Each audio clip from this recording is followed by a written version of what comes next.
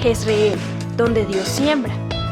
Nuestro propósito es compartir las herramientas de la palabra de Dios para formar líderes que impacten positivamente en el mundo, llevando transformación y restauración a quienes deciden poner su confianza en Cristo Jesús.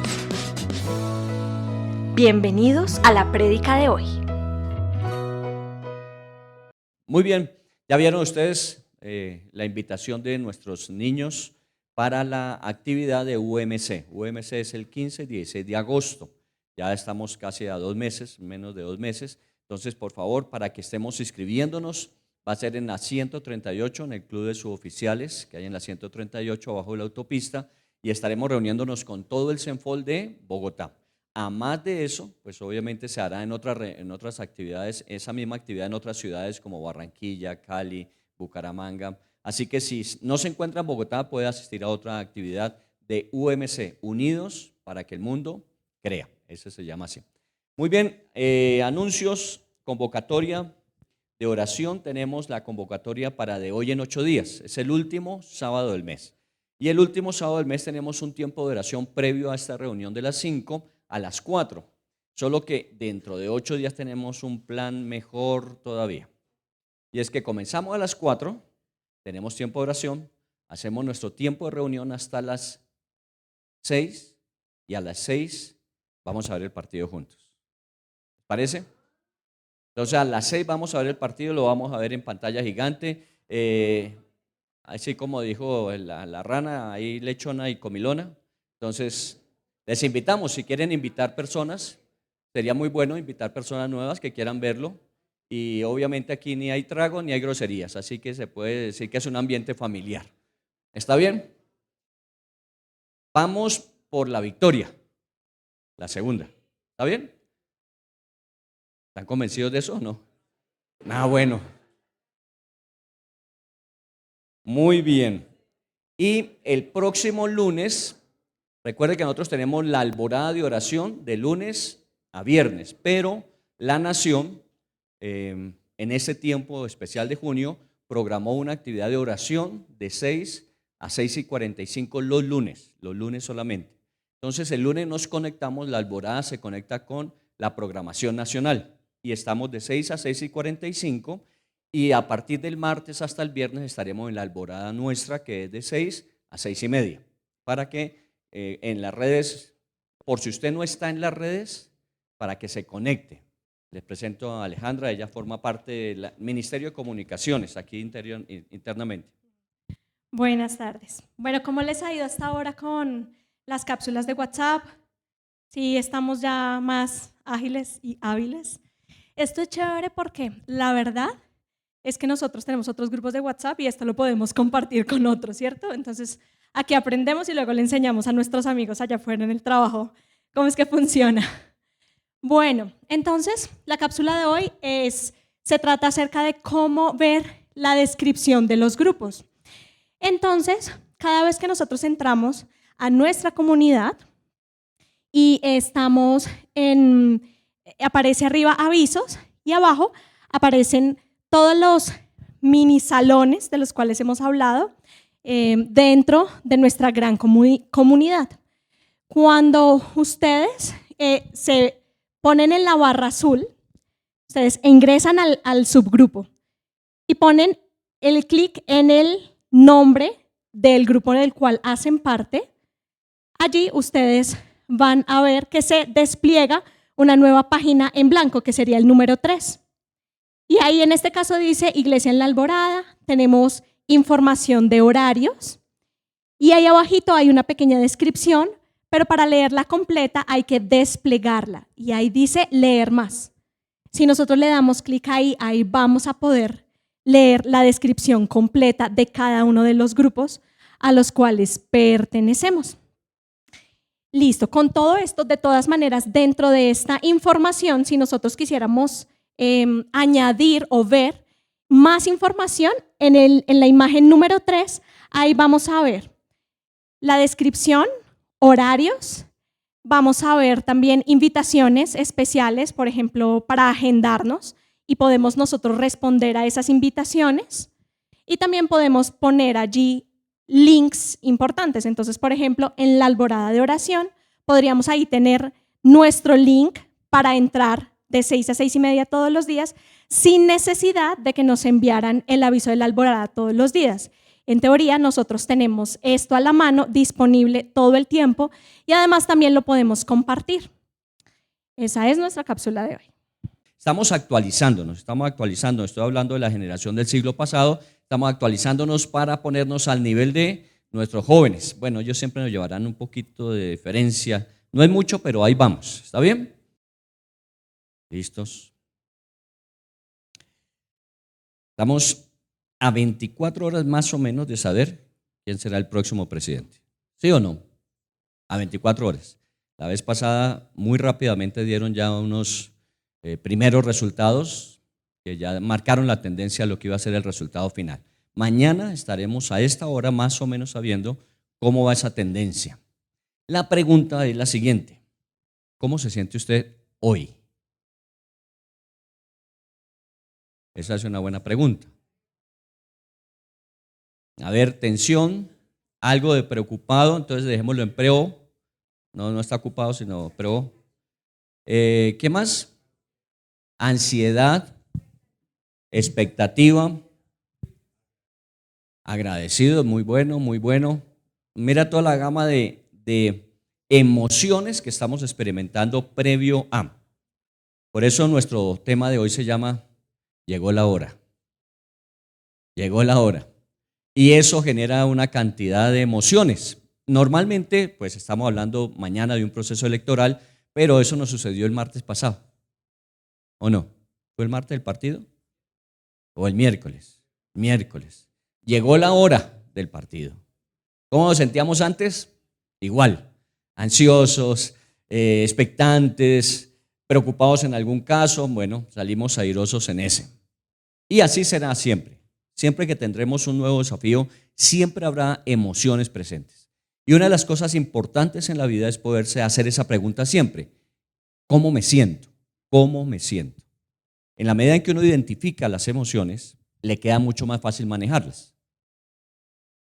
Cuando uno no sabe cómo se siente, simplemente no se siente bien. Recuerda que hay gente que dice que no me siento bien. ¿Qué es no sentirse bien?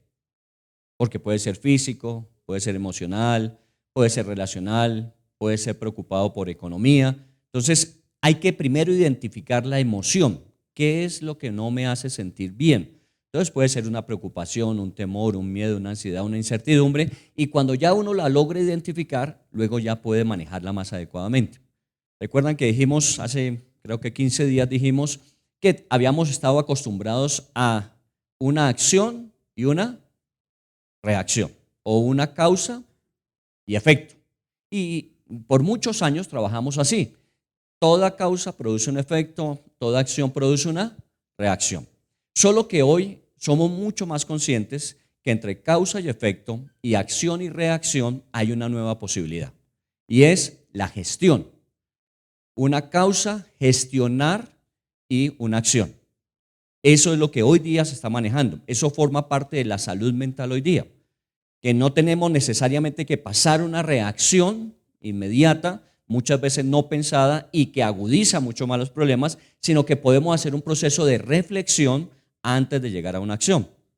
Hemos estado haciendo ejercicios, son ejercicios que hoy día, físicamente hablando, ayudan muchísimo. Cuando una persona se agita, se llama hiperventilación. ¿Recuerdan que está hiperventilando? Quiere decir que se está acelerando y no está respirando tranquilamente. Entonces se le dice: mire, tranquila, tranquila. A ver, respire profundo. ¿Recuerdan? Hasta en las películas se ve eso. Y uno piensa que pues es cinematográfico. No, no. Eso tiene su razón de ser fisiológico. Y es que cuando usted logra respirar, le da la oportunidad a su cerebro de tener oxigenación para poder pensar más claramente. Y eso es normal. Los bomberos, cuando se enfrentan a un desafío de un incendio, ellos tienen que actuar bajo presión. Y eso implica que de alguna manera tienen primero entrenamiento y preparación para poder actuar.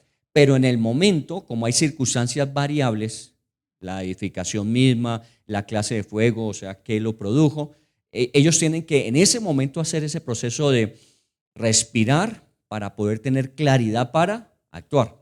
solo que lo hacen tan seguido, tan frecuentemente, que se vuelve parte de la dinámica propia de la acción. Eso es lo que se llama una acción mecanizada o reflejo.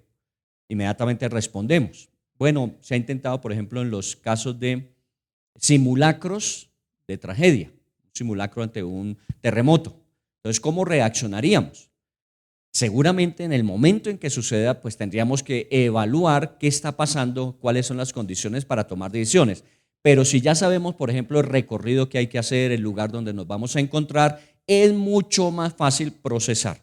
Por eso decimos que una acción requiere una gestión para tomar una acción. Una situación, gestionar para accionar.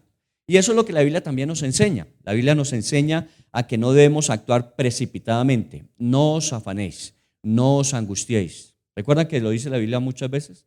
Es porque la respuesta natural del ser humano es esa. Es protectora. Nosotros respondemos de una manera ante una situación que amenaza nuestra integridad o la integridad de los que están con nosotros. Respondemos. Eso es natural. Solo que tenemos que aprender a gestionarlo. Y lo que Dios nos enseña por el Espíritu Santo, porque ahí es donde interviene el Espíritu Santo, es a gestionar la respuesta que vamos a dar. Entonces, por eso cuando hacemos la pregunta ante una situación como la que vivimos mañana, es ¿cómo nos sentimos? Entonces podemos estar con esa ansiedad, podemos estar con preocupación, podemos estar con mucha expectativa, podemos tener muchas emociones y ninguna de ellas es buena o mala. Son emociones que experimenta el ser humano.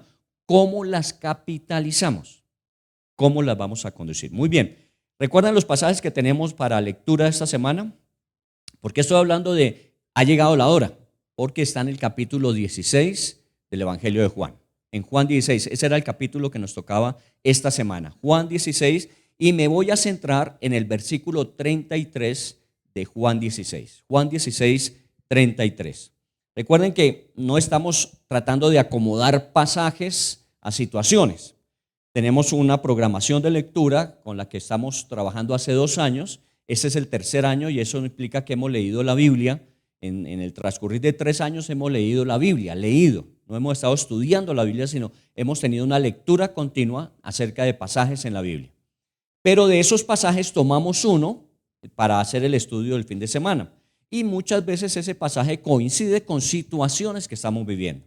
Y digo coincide entre comillas, porque Dios normalmente sabe de antemano lo que ha de acontecer. Si le pudiésemos preguntar a Dios cuál va a ser el resultado mañana, Él ya nos diría, porque su característica es la eternidad. O sea, Dios vive en un eterno presente. Dios no es ahora y será mañana. Dios no es ahora y fue ayer. Dios es un eterno presente y entonces Él puede tener el panorama desde el principio hasta el final de las cosas. Y eso es lo que nos da de alguna manera garantía y seguridad.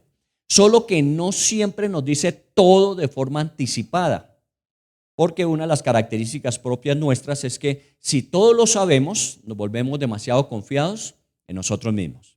Entonces lo que Dios nos va mostrando es el paso a paso. Recuerden el Salmo cuando dice, sobre ti fijaré mis ojos y te enseñaré el camino en que debes andar. Y eso implica que cada día yo tengo que depender de Dios. Por eso mi tiempo de oración personal, mi tiempo de lectura bíblica, mi tiempo de reflexión, eso me lleva a que cada día Dios me vaya indicando qué paso debo dar. Estábamos hablando del proceso que vivimos en la iglesia. Estamos viviendo un cambio en cuanto al tiempo que vivimos, de 26 al 30, 5 años, donde vamos a llevar a la iglesia que esté vigente en el año 30, 2030, con respecto al momento que en el 2030 estemos viviendo. No estamos esperando llegar al 2030 y preguntarnos, ¿y ahora qué vamos a hacer? Sino estamos nosotros proyectándonos para que en el 2030, con todos los avances que hay hoy día, tanto en la tecnología, en las comunicaciones, en las relaciones, nosotros podamos ser una iglesia vigente en el 2030. Y eso implica posiblemente que en el 2030 ya tengamos muchos de nuestros jóvenes al frente de muchas de las responsabilidades de la iglesia. Eso es parte del proyecto. Que muchos de nuestros jóvenes, hoy día jóvenes, estoy hablando de, ¿recuerdan? 35, 40, 45, esos son los jóvenes. Si vamos a vivir 150 años, dijo Putin y dijo Trump, entonces posiblemente los jóvenes son esa edad, ¿cierto? Entonces, en ese sentido, estamos preparando a esos jóvenes para que en 5 años, seguramente ellos estén asumiendo mucho de la dirección. Eso no quiere decir que nosotros estemos formando parte y no estamos organizando este sector sur de la iglesia para precisamente parqueo de coches, de caminadores, de muletas, que algunos pensarán que es como la guardería de los viejitos. No, estaremos vigentes solo que ubicados donde podremos ser mucho más efectivos, porque paso a paso en el tiempo nos vamos ubicando. Por eso en el final del tiempo, cuando ya hemos recorrido gran parte de la vida, lo que empezamos a buscar es ubicación. ¿Cuál es el lugar que me corresponde? Porque seguramente vendrán, como dice el libro de Eclesiastés, los jóvenes con fuerzas, pero necesitamos a los mayores con experiencia. Y entonces estaremos haciendo un giro y estaremos siendo una iglesia vigente. No cambiamos para nada ni la visión, ni la misión, ni la estrategia. Lo que cambiamos es la táctica para el momento en que nos encontremos. Estuvimos revisando, ustedes saben, del 2025 para acá hemos venido orando y ya en el 2026, primer semestre, hemos estado revisando todo lo que teníamos histórico de la iglesia. Cenfol comenzó en el año 1994, o sea, cumplimos hace 2 años, 30 años, ¿cierto? Cuando entramos a los 30 años vimos los resultados. Hoy estamos en más de 15 países, tenemos muchas sedes en el país, más o menos se calcula que el involucramiento nacional de líderes en Cenfol supera los 15,000. Entonces, somos una iglesia grande, solo que no es una iglesia que aglomera, sino una iglesia que se multiplica en muchas sedes, en muchos lugares. Y vimos que efectivamente lo que no teníamos al principio fuimos en esos 30 años aprendiéndolo, organizándolo y proyectándolo. Pero llegamos al día de hoy y tenemos que pensar en los años venideros. Hoy vivimos una experiencia diferente hace 30 años. Lo que nos fue útil hace 30 años, de pronto algunas cosas de esas ya no están vigentes. Entonces necesitamos saber cuáles no para retirarlas, poder mejorar lo que está vigente y poder involucrar lo que no teníamos antes. Eso es más o menos el ejercicio. Y si usted me pregunta qué va a suceder en el 2027, lo único que tengo claro para el 2027 es el 12 de febrero, tengo un matrimonio ya organizado. De resto, ¿me entiende? Uno a veces no sabe qué va a venir, pero tenemos la confianza de alguien que sí lo sabe. Y él nos va a ir mostrando poco a poco el camino. Lo que hemos visto es cómo Dios nos ha ido estructurando. Entonces, en este primer semestre cogí una carpeta que se llama Identidad de GRL. Una carpeta que hemos trabajado desde los primeros 10 años. En el año 2004 hicimos esa carpeta inicial de identidad. ¿Qué somos nosotros como GRL que forma parte de Cenfol? Y este semestre lo que estuvimos revisando es cómo nos proyectábamos hace 20 años y cómo estamos siendo hoy. Y efectivamente, visión, misión y estrategias siguen siendo nuestra fortaleza. Les había hablado que dentro de los desafíos propios que tenemos en Cenfol GRL es que el 80% de las personas que asisten, y tenemos más o menos un dato hoy día aproximado de 450 personas que asisten a las diferentes actividades de Cenfol, queremos que el 80% de esas personas estén involucradas en procesos de edificación personal, el 80%. La cifra que nos arroja este inventario de este primer semestre es 77%. Estábamos hace 4 o 5 meses en el 50 y algo por ciento, casi 60%. Y estuvimos revisando qué estaba pasando. Está siendo atendida nuestra población presencial, porque tenemos también un grupo de personas virtuales de otros países, de otras ciudades, pero la presencial en Bogotá está siendo atendida a nivel personal o en pequeños grupos. Encontramos que el 77% lo está haciendo. Siempre habrá un margen. Decimos que hay un 20% normal, que hay personas que les gusta participar, pero no están todavía en disposición a involucrarse en un proceso de crecimiento, una célula, una edificación. Entonces, lo que estamos revisando es que ha sido efectivo, pero no necesariamente debemos dormirnos sobre los laureles. ¿Qué viene hacia el futuro? Volvemos a la pregunta. ¿Qué estará pasando en el 2030? Seguramente hay unos cambios radicales en muchas cosas. Y eso nos genera de alguna manera lo mismo, ansiedad, angustia, preocupación. Solo que tenemos 5 años para ir haciendo el recorrido paso a paso. No esperamos que llegue el 2030, nos preparamos para el 2030. Y cuando llegue el 2030 tendremos una respuesta adecuada al momento en la táctica que se necesita para ese momento. ¿Está bien? Volvamos entonces a Juan 16. Juan 16 nos ayuda a encontrar respuestas a pregunta, ¿cómo nos sentimos? Juan 16, 33.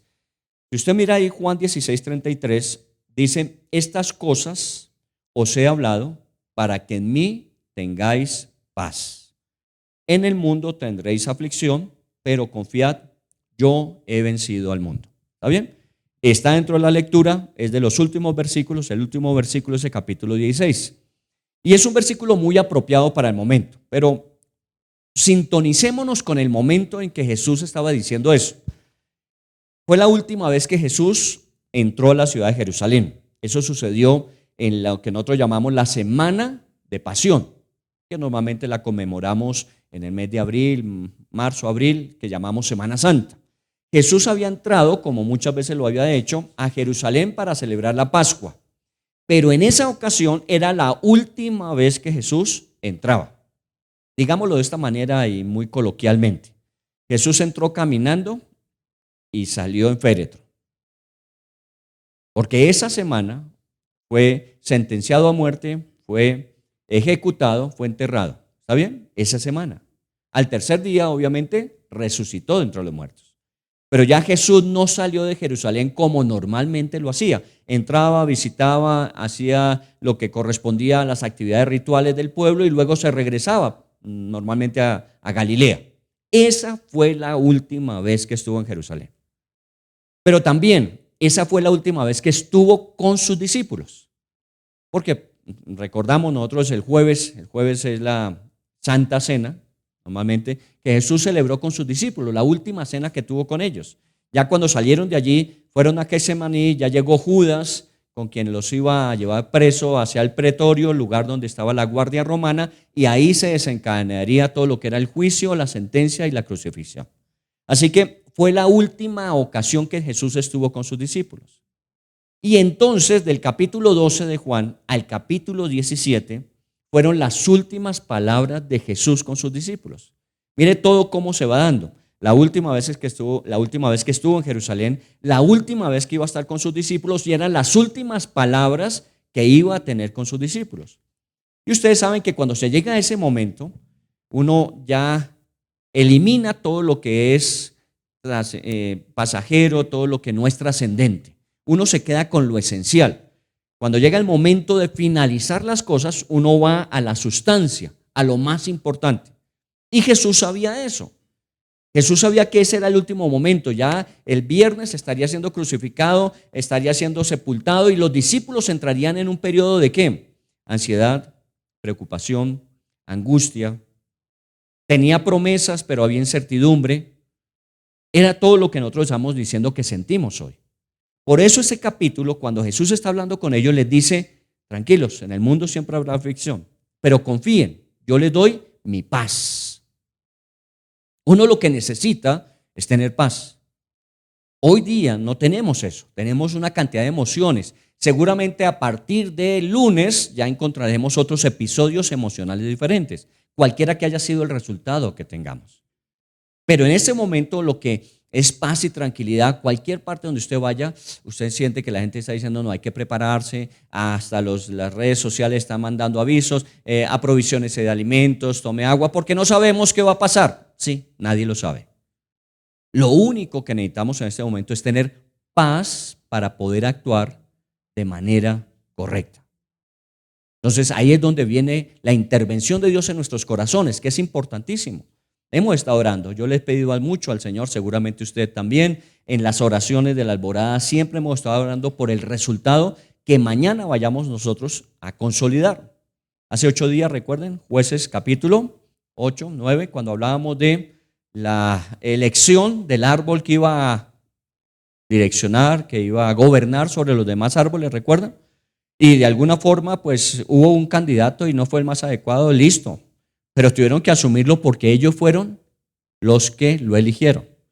Y lo eligieron por varias razones. Uno, algunos seguramente se unirían a que fuera la zarza, pero otros que tendrían mejor posibilidad estaban ocupados, tenían intereses propios, tenían que cuidar lo suyo y entonces no asumieron la responsabilidad. Nosotros estamos hablando de que como colombianos somos nosotros los que tenemos que asumir la responsabilidad. Hablamos hace un tiempo de que no somos víctimas. Debemos volvernos, ¿qué? Protagonistas. Cada uno protagonista de su propia historia. Cada uno protagonista de su propio proyecto. Aquí nosotros no podemos endosar la responsabilidad personal, la individual, a un colectivo. Trabajamos colectivamente, pero la responsabilidad de cada uno de nosotros tiene que permanecer cualquiera que sea el resultado que tengamos mañana. Bueno, vuelvo a decir que he conocido gente que me dice, no, yo tengo lista la maleta. Si no es el resultado que yo espero, yo me voy del país. Bueno, esa es su forma de responder. Y volvemos a lo mismo, una acción y una reacción. Pero entre acción y reacción hay gestión. ¿Qué es lo que vamos a hacer? Si el viento sopla a favor, mucho mejor. Si el viento sopla en contra, habrá que hacer un esfuerzo adicional para remar en la dirección que queremos. ¿Está bien?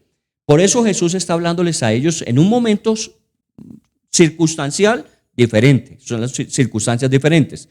Pero emocionalmente es un tiempo parecido al nuestro, donde hay muchas emociones encontradas. Ahora, ¿quién era el único que sabía cómo iba a terminar esa semana? Jesús. Porque a Jesús no lo sorprendía nada. Jesús sí sabía cómo iba a terminar todo. De alguna manera, él sabía que iba a morir, que iba a ser crucificado. La manera de morir iba a ser la crucifixión y que iba a ser enterrado. Y también sabía que al tercer día resucitaría.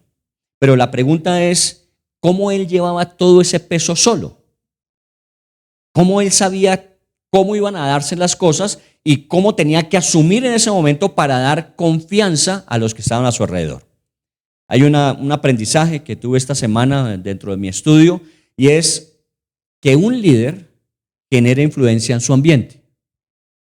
Y cuando hablo de un líder, estoy hablando de un papá en su casa, de una mamá en su casa, hablo de un jefe en su trabajo, hablo de una persona dentro de su comunidad. Una persona que ejerce influencia es un líder. Y el líder es el que genera ambientes. Si usted llega alterado, si usted llega de alguna manera angustiado o afligido, usted comunica eso. Y recuerden las células espejo que tenemos todos. Como usted se comporte, así responderán las personas. Así responderán las personas. Entonces, por eso es necesario que tengamos paz para poder comunicar paz y generar un ambiente de paz. Cuando hablamos de optimismo, en el mundo se habla mucho del optimismo. Nosotros hemos desplazado de alguna manera la fe por optimismo. La gente dice, yo soy muy optimista. Yo soy más bien una persona de fe y eso me genera mucho optimismo, que es diferente. Cuando nosotros tenemos esa fe puesta en el Señor y en sus promesas, de que en todo tiempo y en todo momento Él estará con nosotros, lo que generamos en el ambiente es ese tipo de tranquilidad y confianza. Confianza y seguridad. Usted es quien coloca el clima, la temperatura emocional de su propio ambiente. A veces la gente dice, no, es que mi hogar es, ¿y quiénes viven en su hogar? Comience por usted. Su hogar es el reflejo de cómo usted en su hogar es. Entonces, por eso es necesario que cada uno de nosotros asumamos. Me gustaba mucho lo que decían los niños en el video, porque están hablando de lo que experimentan en su casa. Y por eso hemos hablado tan consistente y a veces tan desafiante para los papás de niños pequeños. Porque nos aterramos del mundo que les espera. Uy, el mundo que viene para ellos va a ser, sí, seguramente va a ser complejo. Pero es el momento de preparar a esos guerreros para ese mundo. Es el momento de darles las herramientas que ellos van a necesitar para ese mundo. Y entonces ahí es donde nosotros tenemos que sentarnos a la mesa y no decir el país que tenemos es una porquería, es que tenemos esto y tenemos esto. Si usted repite eso en su mesa mientras está comiendo con sus hijos van a decir, bueno, busquemos otro país mejor que este. Pero si usted empieza a hablar conforme a la fe, de que no importa el lugar donde estemos, si confiamos en Él y hacemos lo que tenemos que hacer, siempre Dios nos sacará adelante. Igualmente sus hijos asumirán que efectivamente el mundo no es fácil, pero ellos pueden triunfar en Él. Miren lo que dice Juan 16:33. En el mundo tendréis aflicción, pero confíen, yo he vencido al mundo.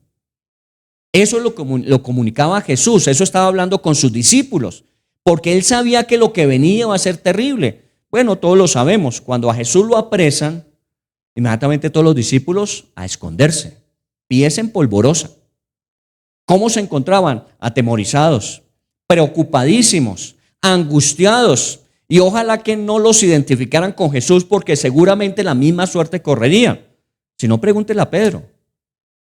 Cuando lo sorprenden ahí en la fortaleza de Antonia, se llamaba, donde estaba siendo juzgado Jesús por los soldados, ni siquiera por un juicio correcto, sino los soldados, recuerdan que le pusieron la corona de espinas y le daban con la caña en la cabeza y le decían: si eres el rey, oh rey, Lord. Y ahí estaba Pedro, observando todo, hasta que una criada se acerca y le dice: a mí me parece que tú eres Galileo y tú andabas con él, ¿recuerdan? No, yo no lo conozco, yo estoy de paso, solo que me llamó la atención lo que estaba sucediendo. Y antes de que el gallo cantara 3 veces, él ya lo había negado. Eso era lo que iban a vivir. Por eso Jesús se anticipa a ese momento y les comunica paz. Dice el versículo 33, mi paz os dejo, yo les comunico paz. Eso era lo que Jesús a sus discípulos les estaba diciendo. No importa lo que venga, y él sabía que venía. Tengan paz. Hemos vencido con anticipación. Recuerden que la victoria primero comienza en nuestra forma de pensar y luego se plasma en nuestra forma de actuar. Si usted sale con una mentalidad de que no hay nada que hacer, todo esto está perdido, no vamos a poder salir de la situación, si usted sale pensando así, seguramente usted va a cosechar el fruto de lo que usted piensa. Y al final va a decir: yo tenía razón.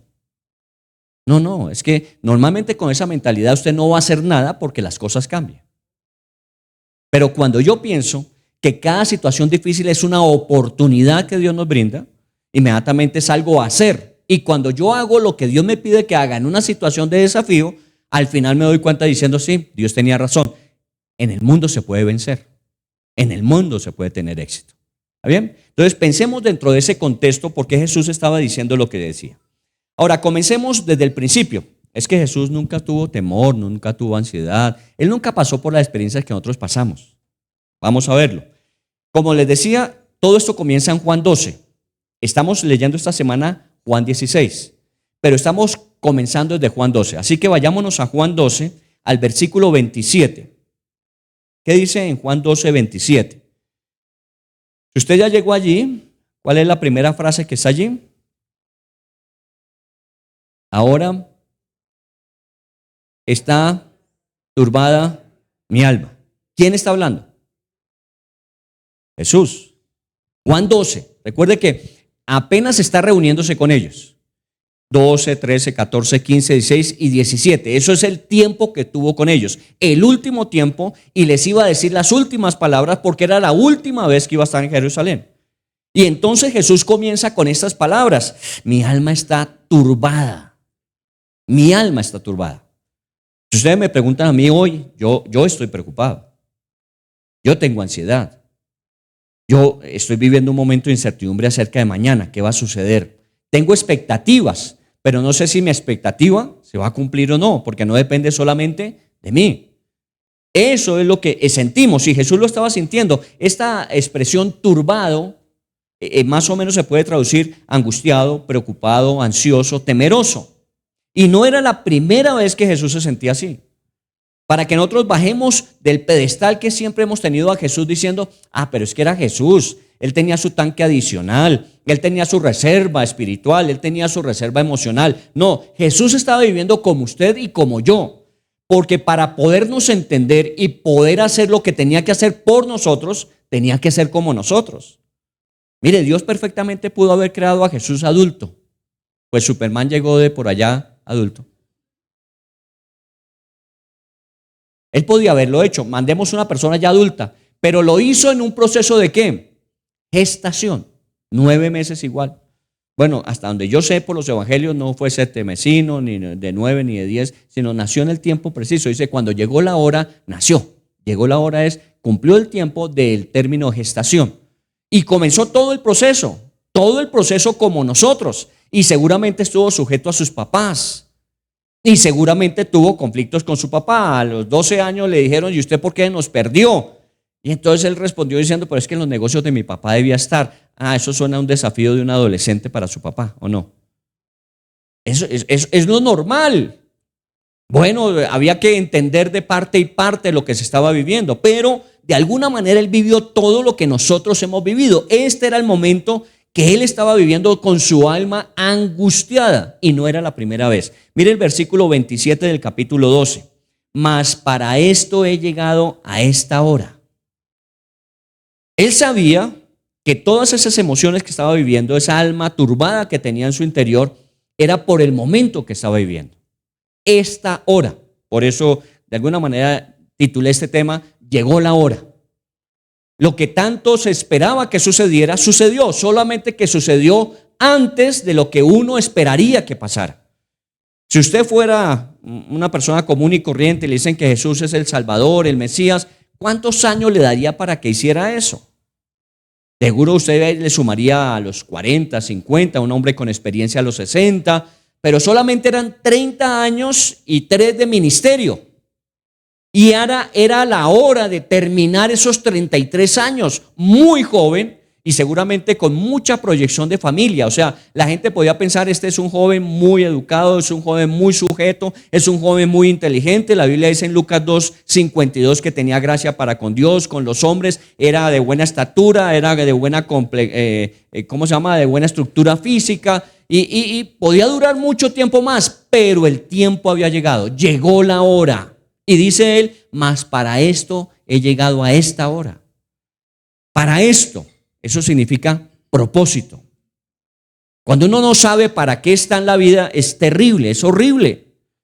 Porque uno, bueno, ¿qué hago? Pues hagamos lo que todos los días hacemos. Nos levantamos, comemos, trabajamos, venimos, nos relacionamos y descansamos. Eso es lo que normalmente hacemos. Pero cuando hay propósito, uno dice, es para este momento. Hay una razón de mi existencia y ahora se va a llevar a cabo.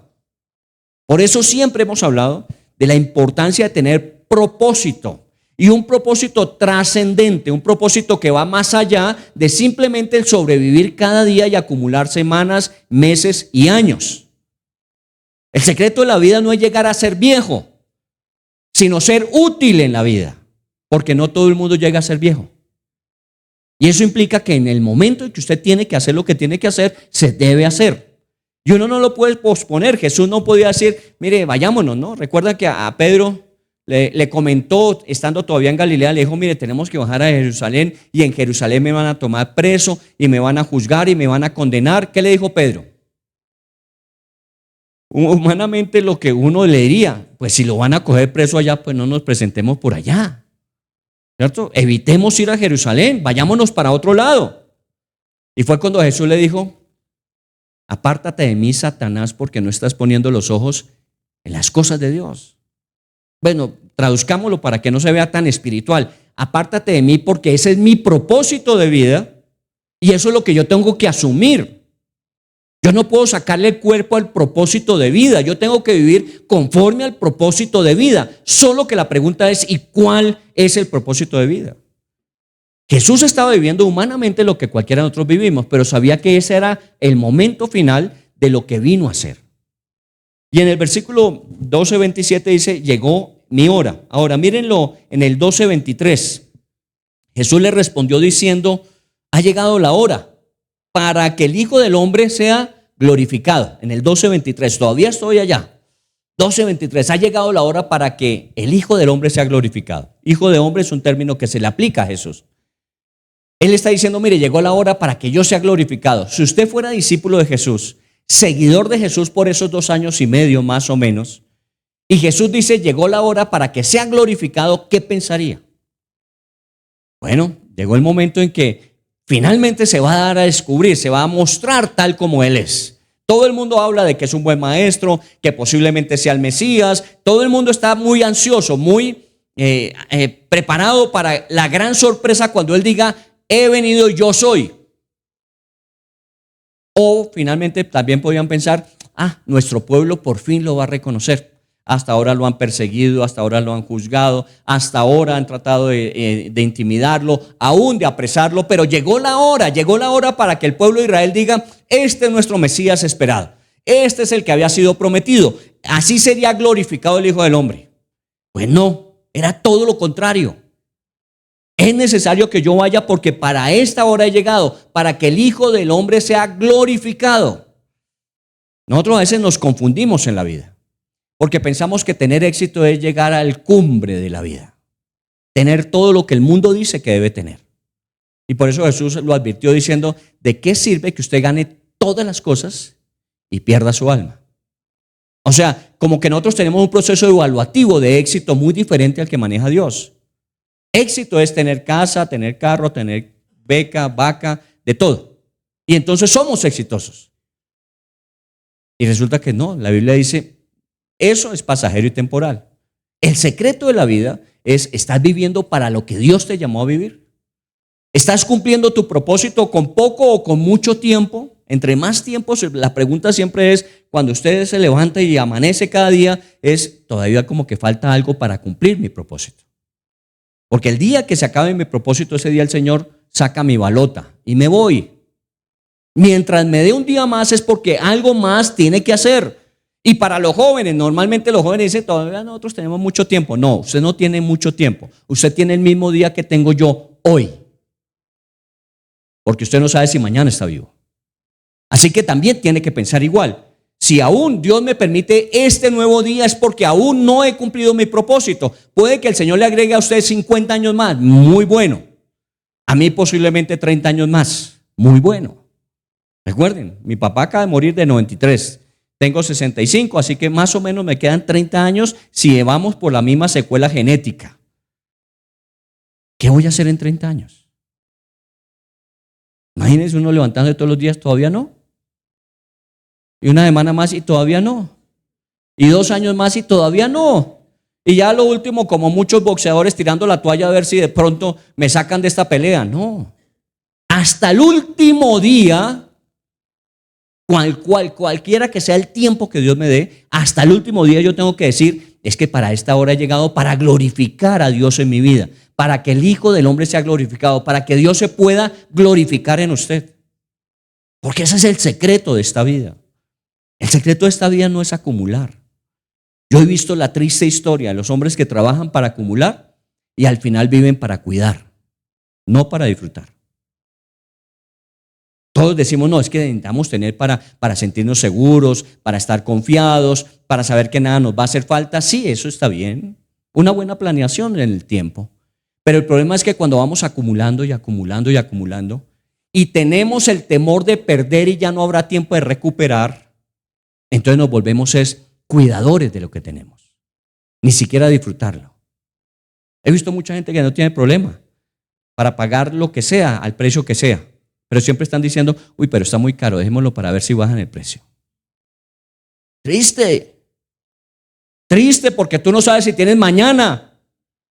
Eso fue lo que le dijo al hombre que dijo, uy, yo voy a construir unos silos más grandes, unos almacenamientos más grandes, porque mi cosecha es supremamente abundante. Y construyó unos silos más grandes, trajo todo el producto y dijo a su alma, tranquila alma, tienes todo lo que necesitas para mucho tiempo. Y se le aparece un ángel y le dice, hermano, creo que usted se equivocó, porque esta noche van a venir por usted. Y todo lo que hayas acumulado, ¿para quién será? Entonces la expectativa es diferente. Por eso cuando nosotros decimos glorificar, nosotros pensamos el éxito. No, cumplir el propósito que Dios tiene en su vida. ¿Cuál es ese propósito? Muy bien, Juan 13, voy acercándome a Juan 16, Juan 13, 1. Antes de la fiesta de la Pascua, sabiendo Jesús que su hora había llegado, la hora llegó, para que pasase de este mundo al Padre. Ya es mucho más preciso. Cuando dijo en el 12, es para que el Hijo del Hombre sea glorificado, pudo dar interpretaciones diferentes. Pero cuando dice aquí, para que pasase de este mundo al Padre, ya está hablando de algo muy particular y especial, la muerte. Está hablando de la muerte. Y es un término que a muchos les cuesta asimilarlo. Usted vive con la muerte. Usted vive con la muerte. Es más, uno se va muriendo poco a poco, hasta que un día ya se muere del todo. Y como dijo el hipocondriaco, yo se le había dicho, yo me voy a morir. Sí. Eso es una realidad todos los días. Y por eso, de alguna manera, vamos viendo que este viejo hombre se va deteriorando. Y efectivamente empieza a sufrir lo que nosotros llamamos achaques de la edad. Claro, ¿cómo no? Pero de alguna manera ese tiempo nosotros no lo tenemos tan preciso, tan claro. Pero Jesús sí sabía, con 33 años apenas diciendo, ha llegado el momento en que pase de esta vida al Padre. Y eso es la muerte. No sé, creo que conozco una persona que Dios le habló acerca de su muerte. La conocí. Y que Dios le dijo, arregle todo en su casa que se va a morir. Si Dios le dijera eso a usted. Se llamaba Hernando Arias. Y él cuenta, y contó antes de morirse. Dijo, mire, Dios me dijo que arreglara todo en mi casa. Y era un hombre todavía joven. Era un tiempo completo de hace muchos años. Y él habló, dijo, mire, Dios me dijo que llegó mi hora. Y que tengo que arreglar todo en mi casa. Y se dedicó a hacer eso en los días que tuvo y se murió. Y se murió de forma natural, decimos nosotros. No, se murió de alguna cosa seguramente, pero se murió. Y Dios se lo había dicho. Y hasta él escribió cómo le gustaría que fuera su funeral, quiénes iban a participar, qué canciones iban a tocar, todo lo dejó listo. Esa es la única persona que conozco. Otro en la Biblia, ¿recuerdan? El rey cuando el Dios le dijo, mire, prepare todo que se va a morir. Y el hombre, en lugar de ir a preparar todo, se fue contra una esquina a llorar diciendo, no, yo quiero seguir viviendo, yo todavía tengo mucho éxito, yo todavía tengo mucho futuro. Y había sido un buen hombre. Y fue tan cansón en su lastimero quejarse que Dios le dijo, muy bien, le agrego 15 años. Y fueron los 15 años fatales de su vida. Todo lo bueno que había hecho con las manos lo rompió con los pies. Si Dios le dijera a usted, mire, prepare todo que en una semana se va. Eso es la realidad. Y Jesús les dijo, llegó la hora para que yo pase de este mundo, ¿a dónde? Al cementerio. No, al Padre, que es muy diferente. Que nosotros pensamos que esto se acaba con la muerte. Aquí termina la vanidad de la vida, dicen en algunos cementerios. Aquí termina la vanidad de la vida. Entonces uno piensa que uno termina ahí. No, uno no termina ahí. Ahí termina el cuerpo mientras viene la resurrección. Pero uno pasa de esta vida directamente ¿a dónde? Al Padre. Volvemos a nuestra casa. Juan 14. Si usted lee el capítulo 14, Jesús dijo, ¿y por qué se angustian si yo voy a la casa de mi papá para preparar las habitaciones para todos ustedes? Para que el día que ustedes tengan que partir de este mundo al Padre, encuentren la habitación ya preparada. Eso fue lo que él dijo. Y de alguna manera esa es la realidad de nuestras vidas. Nosotros no pasamos a la muerte, pasamos por la muerte a la presencia de Dios, que es diferente. Por eso nuestras celebraciones, cuando hacemos los velorios, es una celebración de vida. Tenemos un cuerpo, se llama un despojo mortal. Es lo que queda de ese cuerpo que vivió esa persona durante los años que Dios le dio. Y ese cuerpo o se crema hoy día o se entierra. Y ese cuerpo esperará la resurrección. Pero esa persona, en el mismo momento en que termina su existencia, está en la presencia de Dios el Padre. Obviamente estoy hablando de personas cristianas que han recibido a Jesús en su vida como Señor y Salvador. ¿Qué es lo que uno tiene que definir? Eso no se trata de que yo iba todos los domingos a la reunión, que yo iba a la iglesia, que yo me bauticé. No, se trata, ¿usted recibió a Cristo? ¿Usted tiene a Cristo en su vida como Señor y Salvador? Porque esa es la garantía que en el momento que usted se muere, usted se va a la presencia de Dios. Porque Jesús dijo, yo vendré y lo tomaré y lo llevaré. Usted tiene que tener a Cristo para que Él venga a hacer eso. Y no espere hasta el último momento en decir, yo necesito a Cristo, porque a lo mejor la última respiración no le da tiempo. Por eso hay que hacerlo con anticipación. Definir, y no sobra que hagamos lo de los curas y las monjas. Periódicamente renovación de votos. ¿Y con quién se casan los curas y las monjas? Con Dios, con Jesús. Ellos tienen su llamado al celibato. Hablemos de lo que es normal y común. Celibato. No se van a casar con nadie. Ellos se casan con Jesús. Y se preparan para eso. Y entonces periódicamente renuevan sus votos. De lo que normalmente a veces hacemos en los matrimonios. Hay algunos que ya cuando pasan de los 50 se les olvida. Pero uno debía celebrar un año más de matrimonio, porque es la conmemoración Es el recuerdo de que de alguna forma nosotros tomamos unas decisiones que hemos sostenido en el tiempo. Y entonces renovamos el voto. Yo quiero seguir casada contigo. ¿Hasta qué? Hasta que la muerte nos separe. Estoy preparando una pareja para matrimonio. Voy a acompañar a otra que ya está preparada en enero, en febrero. Son jóvenes, son jóvenes. Y como siempre lo digo, ¿no? Trato al máximo posible de desalentarlos, que no se casen. Porque esto no es fácil. Bueno, no sé si mi esposa todavía está por ahí. Esto no es fácil. Así tenga uno la mejor mujer, esto no es fácil. Mejor dicho, si uno da con la que es difícil, ¿cómo debería dar con la que no es? ¿Me entiendes? Es complejo. Entonces, de alguna forma, bueno, lo hemos vivido y lo renovamos. Así debe ser. Con el Señor renovar. Y por eso de vez en cuando vale la pena decir, Señor, yo sé que te tengo en mi vida, pero para asegurarme te invito a que seas mi Señor y Salvador, ¿o no? Porque puede que usted lo haya tenido como una costumbre. Yo siempre he ido a la iglesia, yo siempre he leído la Biblia, yo siempre he orado. Eso no es suficiente. Si con tu corazón creyeres y con tus labios confesares que Jesús es el Señor, serás salvo. Es ahí donde uno tiene que concretar las cosas. Muy bien. Ese es el Juan capítulo 13, versículo 1. Ahora vayamos a Juan 13, 21. Habiendo dicho esto, se conmovió en espíritu y declaró y dijo, de cierto, os digo que uno de vosotros me va a entregar. Ya estamos en la cena, ya estamos sentados en la mesa, bueno, recostados ellos en la mesa, como era la costumbre, y Jesús dijo esto. Pero la palabra que se utiliza allí, en esta versión Reina Valera, es se conmovió en espíritu. En la Biblia que estoy leyendo ahora, en la versión de la Biblia que estoy leyendo ahora, que se llama Biblia de las Américas, dice, se angustió. Vuelve a utilizar la palabra angustiarse. Ya venía angustiado, ahora se angustia. Y por un detalle muy particular, de uno de esos que estaba con él, que lo iba a traicionar y lo iba a entregar. Porque él lo está diciendo claramente, uno de vosotros me va a entregar. Ahí es cuando comienza el chismoseo de la última cena, pregúntele quién.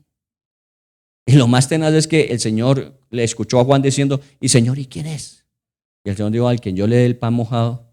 Pero seguramente le había repartido a más de uno, porque ellos no se dieron cuenta que fue a Judas que le dio, inmediatamente le dio. Y fuera de eso le dio la instrucción, ve y haz lo que tienes que hacer. Y ellos como que no se dieron cuenta. Recuerden que el evangelio ahí, ¿qué dice? Ellos pensaron que se había ido a dar las limosnas a los pobres, que había ido a pagar la cuenta porque era el que manejaba la plata. No, Jesús sabía quién era. Mi pregunta es, ¿estaba angustiado Jesús porque le temía a Judas? ¿Le temía a Judas? Porque a veces uno está angustiado porque hay una persona que lo amenazó. Y eso no es necesariamente amenaza de muerte. Recuerda a esos jefes que le dicen, si usted no se porta bien y cambia los resultados, yo creo que vaya buscando puesto. Eso es una amenaza. O la esposa o el esposo que le dice a la mujer que si usted no cambia, vamos a tener que hablar. Eso son amenazas. Y de pronto uno por la amenaza se siente angustiado y atemorizado. Y si esa amenaza es real, uy, qué riesgo. Judas estaba comiendo con ellos y Jesús sabía que le iba a entregar. Y por eso su alma también estaba angustiada.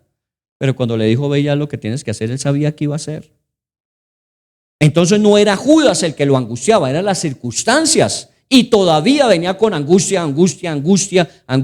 Terminó la angustia, no, mire el 32. He aquí la hora viene y ha venido ya. Estoy en el capítulo 16, perdónenme que no los ubiqué. 16:32 dice, he aquí la hora viene y ha venido ya en que seréis esparcidos cada uno por su lado y me dejaréis solo. Mas no estoy solo porque el Padre está conmigo. ¿Qué otra cosa pudo generar angustia en su vida? El que se iba a quedar solo. Bueno, menos. Pedro dijo, yo contigo hasta las que sea. Parecía el Pedro escamoso. ¿Se acuerdan? A las que sea contigo. Para las que sea, Jesús le dijo antes de que cante el gallo. Y efectivamente, él sabía que todos lo iban a dejar y se iba a quedar solo. Y esa es una de las peores enfermedades de este tiempo. La soledad. Por eso la gente hace cualquier cosa para estar con gente. porque la soledad es terrible. En el Japón se está muriendo la gente de soledad. Por eso la convivencia, por eso la comunión, por eso la virtualidad nos ayuda, pero no es suficiente, porque necesitamos sentirnos acompañados. Es parte del proceso de la propia vida. No hay nada como darse un abrazo, no solamente saludarse o escribirse. Entonces, la soledad, me van a dejar y voy a estar solo. Solo que Jesús dijo, ustedes creen que estoy solo, pero realmente no estoy solo. El Padre está conmigo. En esos momentos, cuando usted viva una experiencia de estas de estoy solo, respire profundo.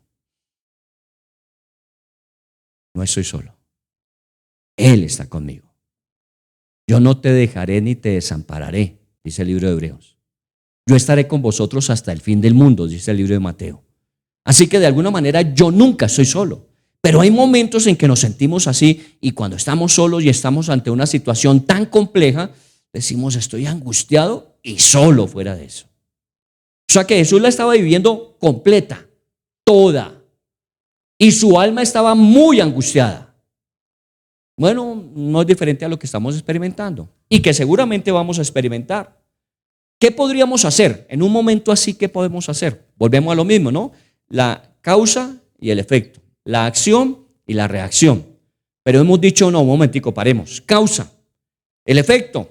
¿Cuál es la gestión que vamos a hacer? ¿Cómo vamos a responder a eso antes de actuar? Antes de actuar. En La Guajira me acuerdo una vez iba con Soria Brito, se llama ella, todavía vive, dirige una iglesia, todas estas allá en La Guajira. Y con Soria iba en el carro con ella por una de las calles de La Guajira y de pronto se arma una balacera. Por lo que oímos, era una balacera en la carrera a la cual íbamos llegando con el carro. Pero en ese momento sonaban tiros, en una época bastante compleja de La Guajira. Y yo me acuerdo que Soria iba manejando, paró el carro, lo puso en neutro, salió corriendo a alejarse. Pero ¿sabe qué dirección tomó? La de la carrera donde estaba la balacera. Ella no lo pensó, ella paró, puso neutro, salió corriendo. Recuerden, tómese tiempo para respire y piense. Respire y piense. Y entonces cuando ya se dio cuenta de, hey, por allá no, es por acá, se devolvió, pero era ahí la balacera. Si hubiera salido, a lo mejor ella hubiera caído ahí. ¿Por qué? Porque reaccionó. Un momentico, pare, gestione. A veces las tragedias se dan, es por eso, por reacciones a una situación. No gestionar. Por eso es bueno hacer los simulacros. Porque de alguna manera puedo pensar en lo que habíamos preparado. Estoy trabajando con el equipo, junto con Armando, el equipo de comando que se va a las competencias. Les contaba, de 9 días bajaron a 4. Aquí está Kaylee también que trabaja con nosotros. De 9 días bajaron a 4. Y de 21 pruebas bajaron a 7. ¿Qué fue lo que se redujo? Pues usted me dirá, pues tarado, tiempo. Si son 9 días, son 4, es tiempo. No. ¿Sabe qué es lo que se redujo? La posibilidad de equivocarse. No se puede dar el lujo de equivocarse, porque no hay tiempo para recuperarse. Cuando hay mucho tiempo, pues hay tiempo para recuperar. Nos caemos en esta, nos levantamos en la siguiente. Pero cuando se reduce el tiempo, inmediatamente aumenta el riesgo de fallar y quedar descalificado. Por eso hay que reducir al mínimo el riesgo de fallar. Tenemos que ser mucho más precisos. Tenemos solamente esa oportunidad, esa es la que tenemos que aprovechar. ¿Sabe cómo uno debe jugar al estilo mundial? Cada partido es una final. Se debe jugar así. No es sumamos o restemos. Yo no quiero jugar contra Argentina, entonces vamos a empatar para... Usted juega a empatar y pierde. Y si pierde, no hay Argentina en el futuro. ¿Me entiende? Es jugar para ganar. Bueno, Pablo lo dice en 1 Corintios. Todos a la verdad en el estadio corren, todos por una corona, pero solamente uno la obtiene. Corran de tal manera que la obtengan. Entonces no tiren golpes al aire. No corran sin sentido. Vayan hacia la meta y la meta es ganar. Y eso es lo que uno tiene que hacer. Ir hacia lo que efectivamente produce que lo que viví y para lo que estaba se cumplió. Entonces mírelo, el 12:27. Capítulo 12, versículo 27. Sigo con Jesús en su angustia, y entonces en medio de su angustia dice en el 12:27, en la segunda parte dice, ¿y qué diré? Padre, sálvame de esta hora. Parece que muchos cristianos leyeron esa porción y ahí se quedaron. Porque ante cualquier situación que genere ansiedad, angustia, temor, incertidumbre, ante esas situaciones, ¿qué dicen los cristianos? Bueno, como dijo Jesús, Señor, sálvame de esta hora. Jesús dijo, entonces, ¿qué diré? Dios, sáqueme de esta situación, líbreme de esta hora. No, esa es una pregunta que él hizo y le estaba haciendo a sus discípulos. Entonces, ¿qué le digo a Dios? Que me saque de aquí, que entonces todo lo planeado se arruine porque yo no quiero estar aquí, porque yo no entiendo por qué me tiene que pasar esto a mí. Eso no fue lo que él dijo. Lo que él dijo es, muchas veces reaccionamos así, que Dios nos saque de la situación. Sálvame, no quiero pasar por eso. Tratamos de eludirlo, de evitarlo, de sacarle el cuerpo. Pero desafortunadamente tenía que ser crucificado y morir. Entonces no es tal como nosotros a veces lo planteamos. Señor, sálveme, sáqueme de esta situación. Señor, quite ese jefe que es tan incómodo para mí. O me voy para otro lugar. Sí, a veces tenemos jefes incómodos, pero son una lija muy fina para pulir ciertos detalles en nuestras vidas. Y una de esas lijas es la esposa o el esposo. ¿O no? Nos lija todo el tiempo. ¿Qué le diríamos al Señor? Señor, sálveme de esta. Señor, dame paciencia para aguantar esa pulidita que me está dando por ese lado. Lo necesitaba. Cambie la lectura de las circunstancias y cambiará la forma en que usted asume las situaciones. Versículo 33. Estas cosas, estoy en el 16, perdónenme que lo dispare para un lado y para otro. Normalmente no lo hago, pero este pasaje nos requiere, si es el de 16:33 el centro, volver a él siempre. Estas cosas os he hablado para que en mí tengáis paz. En el mundo tendréis aflicción, pero confiad, yo he vencido al mundo. ¿Entiende por qué Jesús llegó a esa conclusión con todo lo que estaba viviendo? Porque de otro seguramente, Señor, sálveme de esta hora, y si hubiera sido el primero que se fuera de Jerusalén. Pero él asumió y fue sabiendo lo que venía. Entonces viene la gran pregunta y es, ¿cómo nos debemos nosotros sentir? ¿Cómo debemos reaccionar a lo que sentimos y cómo cumplir el propósito que tenemos? No estoy hablando de que usted no sienta. Ayer estaba hablando con un hombre, 2 hijos, uno de 17 y una niña de 10. Que su esposa le fue infiel con su mejor amigo, un amigo que quedó sin trabajo, sin puesto, y entonces él le dijo a su amigo, mira, yo sé que estás mal, entonces vente a mi casa y te quedas un tiempo con nosotros y mientras consigues trabajo y puesto y ta. Y el amigo le hizo el trabajo completo, cuidó hasta a la esposa. Y este tiene una actividad que obliga a que mucho tiempo esté fuera de su casa. ¿Cómo cree usted que esa persona me estaba contando lo que estaba viviendo? Y esta semana, conduciendo su automóvil, se estrelló. ¿Cómo no? Con una cabeza pensando en 50,000 cosas, uno puede cometer un error. Y estaba llorando un hombre formado, preparado, entrenado para ser valiente. Llorando. Entonces, ¿qué le dice uno? No, hermano, tranquilo, mujeres es lo que sobra. Depende al bar que usted vaya. Porque eso es lo que le van a decir en un bar, tranquilo, eso las mujeres es lo que sobra. Todas son iguales. Y seguramente amigos como esos, más de uno. A lo mejor ya le han hecho el viaje por otro lado. Tranquilo. ¿Sí? No. ¿Sabe qué es que decirle a ese hombre? Hermano, no tenga pena, llore si quiere llorar. Porque tiene que sentir lo que es el sufrimiento de una traición. Sí, claro, ¿cómo le voy a decir que no lo sienta? Tiene que sentirlo. Solo, hermano, ¿ya lloró? Bueno, listo. Ahora vamos a pensar, ¿cómo vamos a actuar? ¿Qué vas a hacer? Porque no te puedes quedar llorando toda la vida.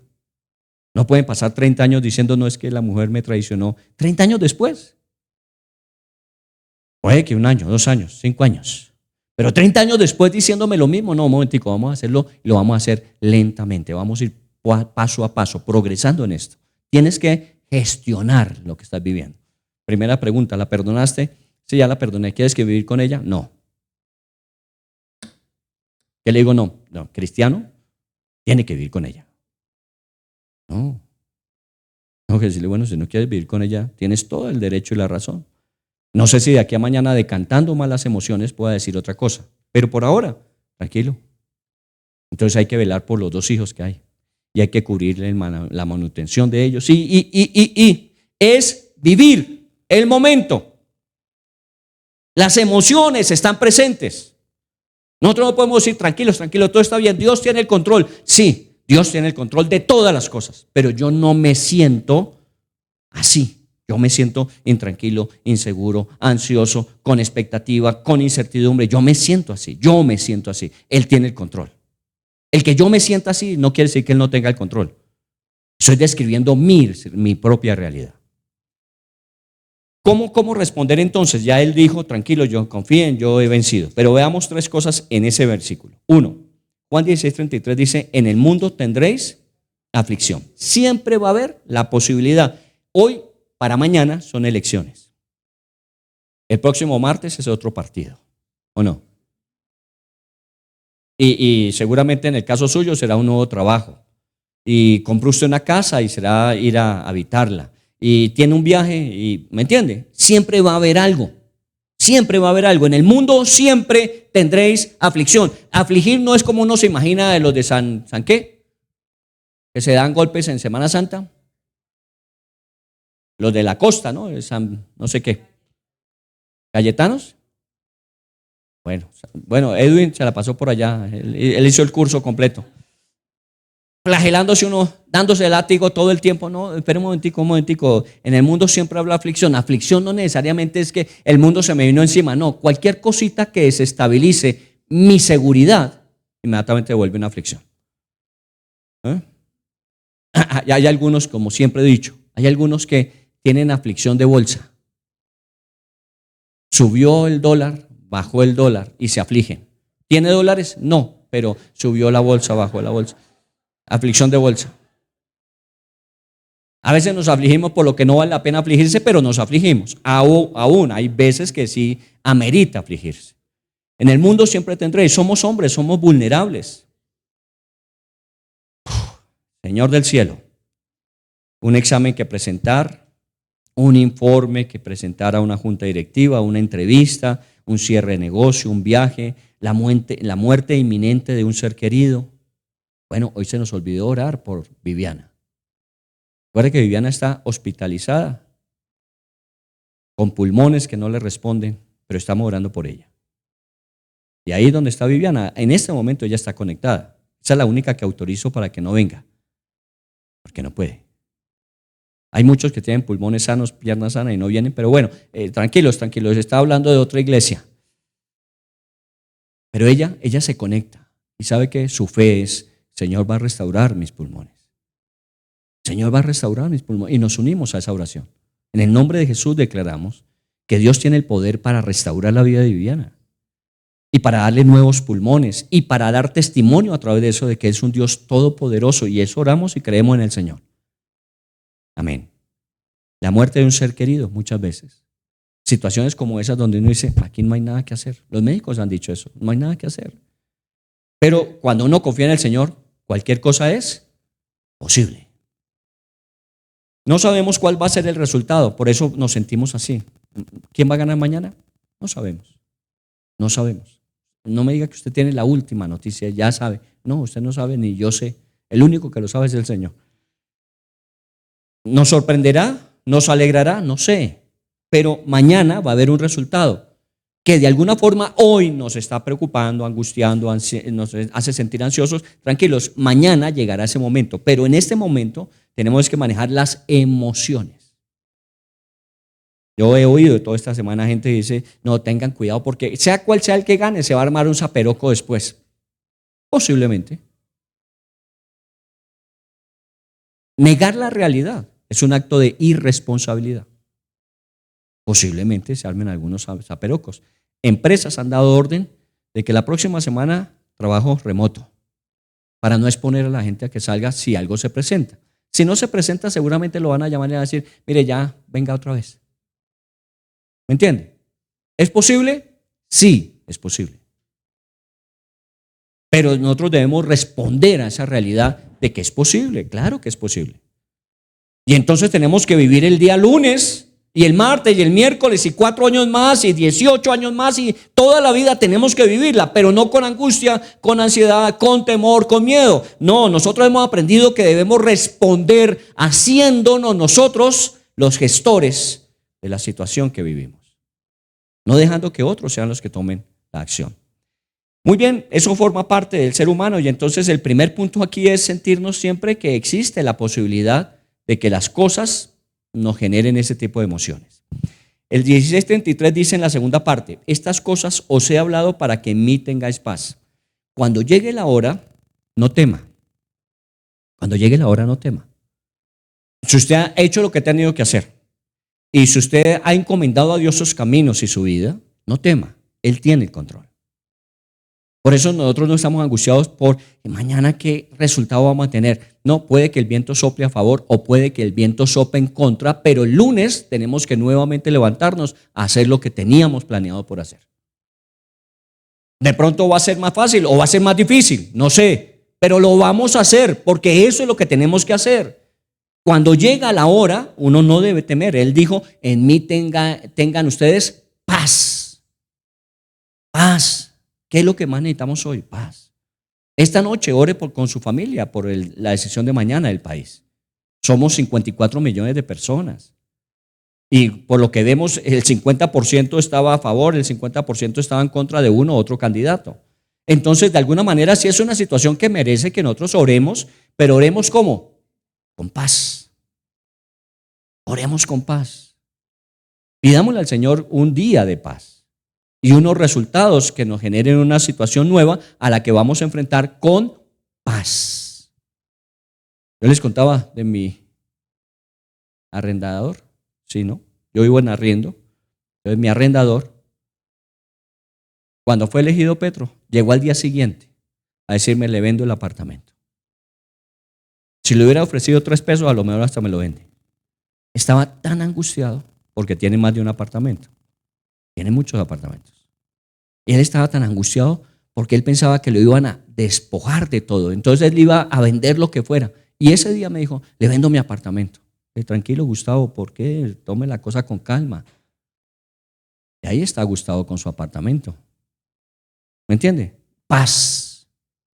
Paz. Y usted tiene paz. Yo les dejo mi paz, no el mundo como el mundo la da, sino como yo la puedo dar, una paz que sobrepasa todo entendimiento. Sentir miedo no significa falta de fe. Sentir miedo significa ser humano. Sentir ansiedad no es falta de fe, somos humanos. Lo que sí tenemos es: Espíritu Santo, ayúdanos a gestionar.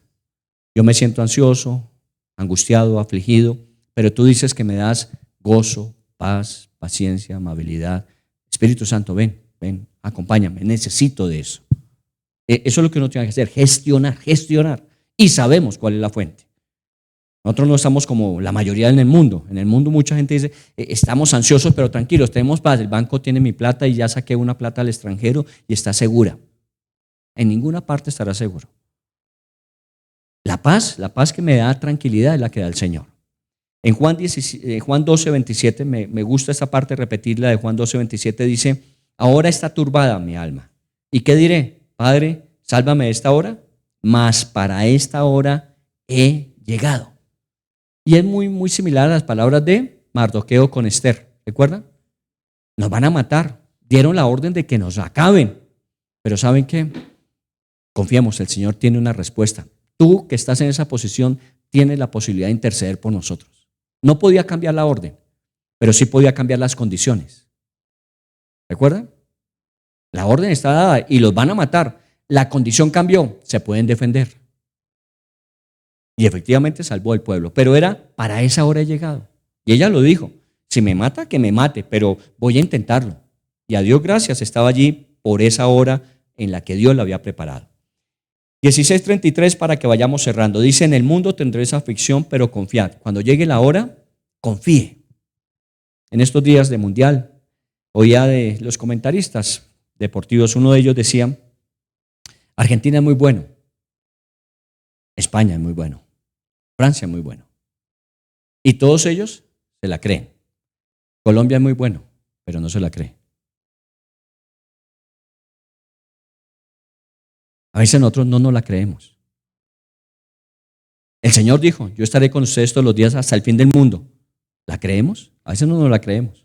Sino porque nos angustiamos y afligimos tanto ante cualquier cambio circunstancial.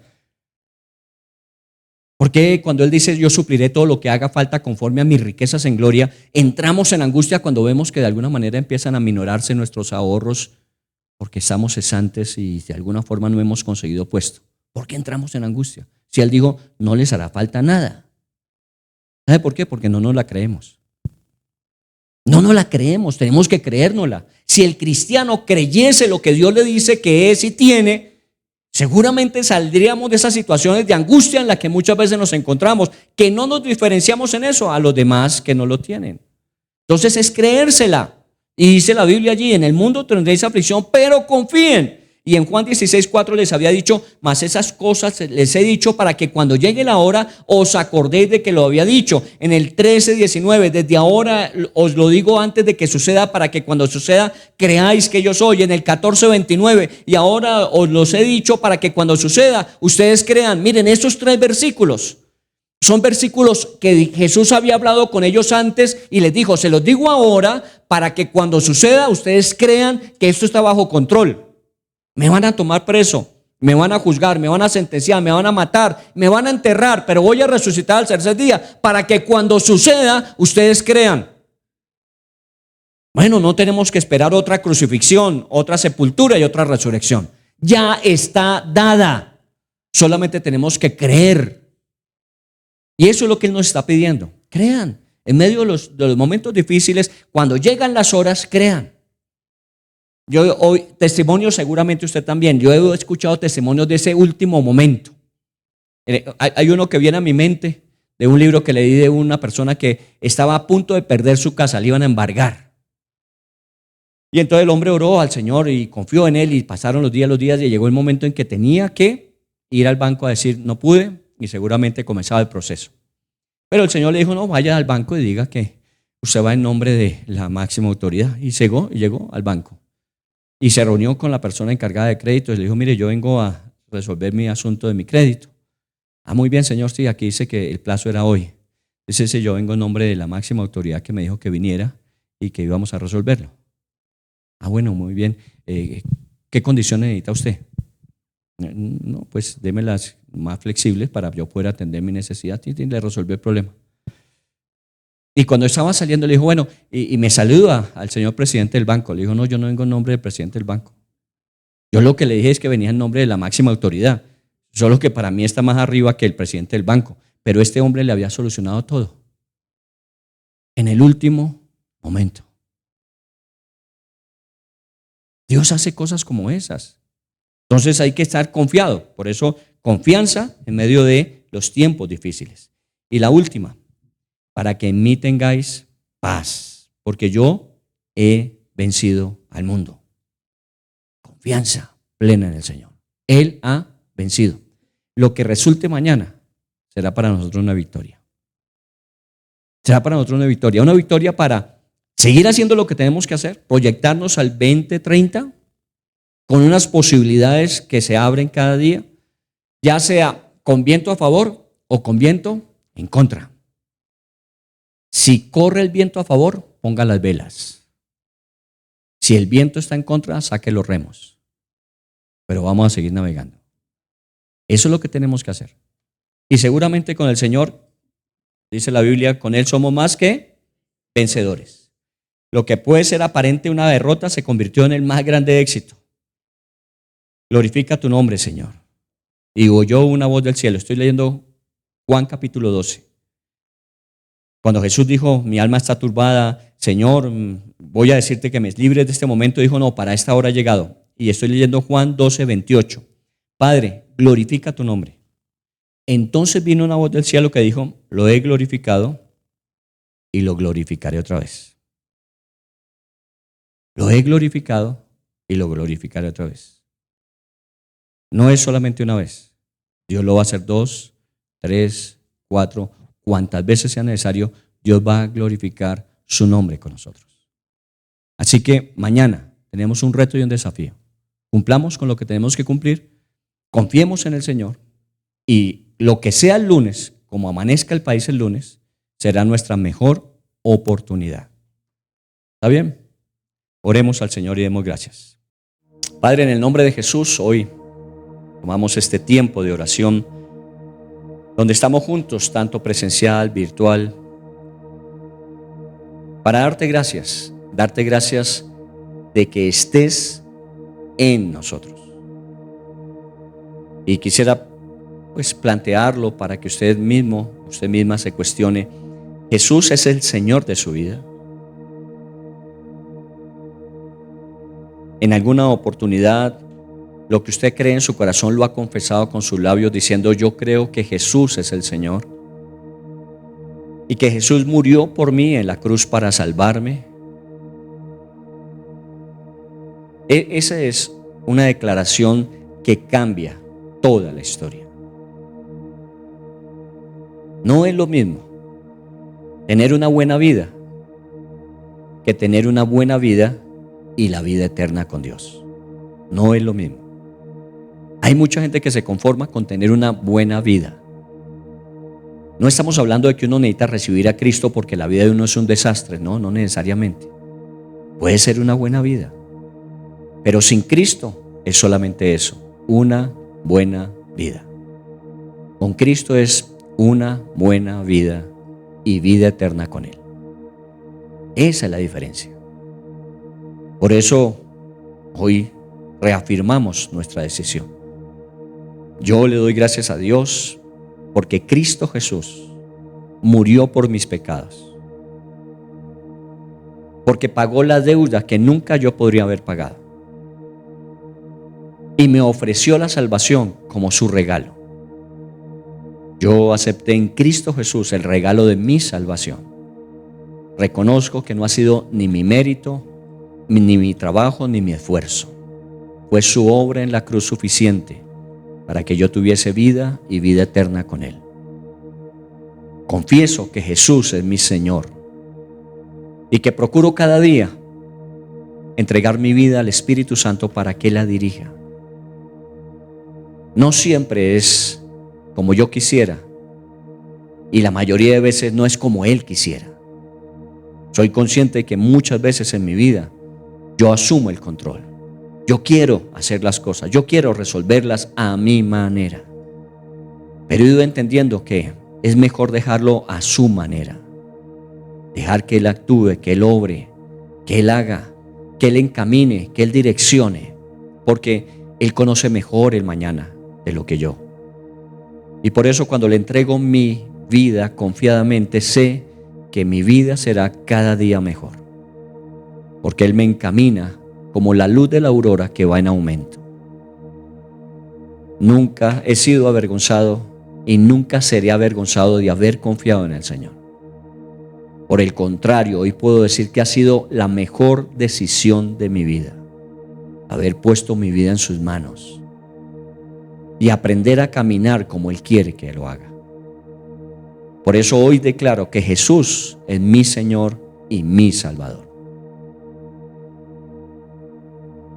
Y si Jesús es mi Señor y mi Salvador, puedo entender lo que Él quiso decirle a sus discípulos ese día cuando estaban frente al momento histórico más angustiante. Era el momento definitivo. Si algo allí fallaba, la consecuencia sería la pérdida eterna de las almas de los hombres. Porque el único que tenía la posibilidad de hacer un sacrificio para salvar a los hombres era Jesús. Y Jesús tenía angustia. Su alma estaba atribulada, afligida, angustiada. Y se lo dijo a sus discípulos, se hizo vulnerable a ellos. Y no en una, 2, 3, 4 veces se lo dijo. Aún esa última noche en Getsemaní les dijo: mi alma está angustiada hasta la muerte. Oren conmigo porque tengo que definir esto. Ahí pudo haber dicho: no lo asumo. ¿Por qué tengo que ir a la cruz yo si yo no hice nada? ¿Por qué tengo que morir por unos hombres desagradecidos? ¿Por qué tengo que dar mi vida por aquellos que no estarían dispuestos a darla por mí? Pero ese día, a esa hora Jesús decidió: voy a hacerlo. Daré mi vida por ellos.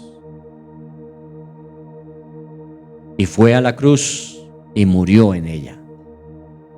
Y al tercer día se levantó victorioso. Y no fue casual. Lo he dicho antes para que cuando suceda ustedes crean. Así que cuando los discípulos fueron al sepulcro y efectivamente estaba vacío, y cuando Jesús empezó a aparecerse durante 40 días después de su resurrección, los discípulos creyeron. Pero hay una advertencia, como se la dijo a Tomás en su momento: bienaventurados, dichosos son aquellos que sin ver creyeron. Aquellos que no estuvieron pendientes de si sucedía o no sucedía, sino aquellos que anticipadamente dijeron: si Él dijo que se levantaba, no hay nadie que lo pueda impedir, no va a haber nada que lo pueda impedir. Y efectivamente se levantó de entre los muertos. Así Él hará en cada situación, circunstancia en nuestras vidas. Por eso Él lo dijo: en el mundo tendréis aflicción, pero confíen, yo les he dado mi paz. Y yo he vencido y estoy en ustedes para vencer. Esa es nuestra realidad. Así que en el nombre de Jesús colocamos todos estos sentimientos que experimentamos, todas estas sensaciones que hoy y mañana tendremos. Y esto por esta situación de elección presidencial. Pero en cada momento, en cada circunstancia de nuestras vidas, lo vamos a tener presente. Confíen, yo he vencido. Confíen, yo he vencido. Y entonces puedo declarar con toda confianza: con Cristo somos más que vencedores. Y no la creemos. No la creemos. En el nombre de Jesús, por Viviana, por cada persona por la que oramos cada día, por cada situación que presentamos delante del Señor, decimos: confiamos, porque Dios es un Dios poderoso, victorioso, y que cumplirá sus propósitos mucho más allá de lo que nosotros alcanzamos a entender y a comprender. Bendito Dios, gracias por esta nuestra nación. Y cualquiera que sea el resultado, el lunes cuando nos levantemos, seguiremos asumiendo nuestra responsabilidad con el mismo valor, con la misma entereza. Y si el viento sopla a favor, iremos más rápido. Y si el viento sopla en contra, Señor, remaremos más duro. Pero avanzaremos, porque no nos damos por vencidos. Sentimos, pero no nos derrota el sentimiento. Vivimos la emoción, pero no dejamos que ella gobierne nuestra decisión. Decidimos en el nombre de Jesús creer. Y como tu palabra lo dice en Hebreos 11, de aquellos grandes hombres que nos dejaron testimonio, nosotros decimos: no somos de los que retrocedemos, somos de los que avanzamos, somos de los que vamos y conquistamos. Bendito Dios, gracias. Guarda en paz nuestro país el día de mañana.